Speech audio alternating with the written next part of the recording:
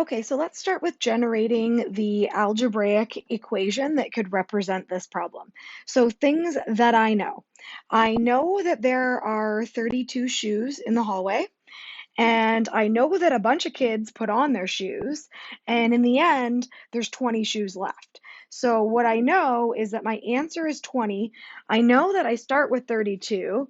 I know I'm going to be taking away a certain number of shoes, so let's just put that as x. But the key here is, and where you have to think a little bit deeper about this, is that after a number of students put on their shoes, um, every time a student is going to put on their shoes, that means that they're actually going to be putting on two shoes.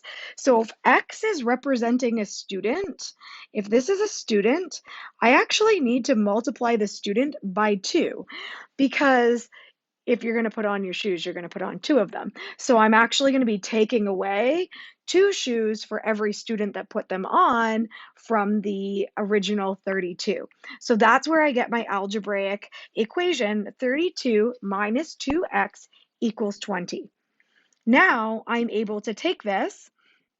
I'm just going to rewrite it. So 32 minus 2x equals 20.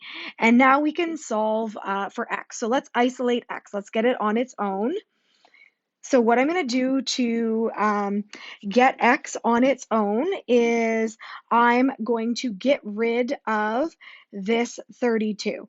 So this number is actually a positive. So it's actually a positive 32. So that means I've got to take away 32 from each side, which means I'm going to end up with working with a negative number, and that's not going to be so fun, but that's okay. We'll talk through it.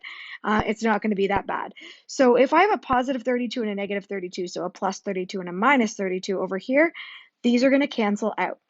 On this side, I have a positive 20 and a negative 32. So what that's going to leave me with is negative 12. And what I'm left with over here on the other side is a negative 2x. So the nice thing is that my negative is we're going to get rid of it in this step. So I've got negative 2 times x. So the only way to get rid of this negative 2 multiplied by x is to divide by negative 2. So I'm going to now also divide the other side by negative 2.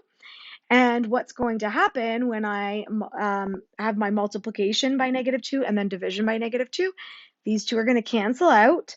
So I'm left with x, and negative 12 divided by negative 2 is the same thing as 12 divided by 2 because these negatives are going to cancel each other out. So my x is going to be equal to 6. So the answer to x is 6. So there were actually 6 students who put on their shoes and went outside, leaving the 20 shoes left in the hallway. And that's how you would pair up and match an equation and how you would solve for x.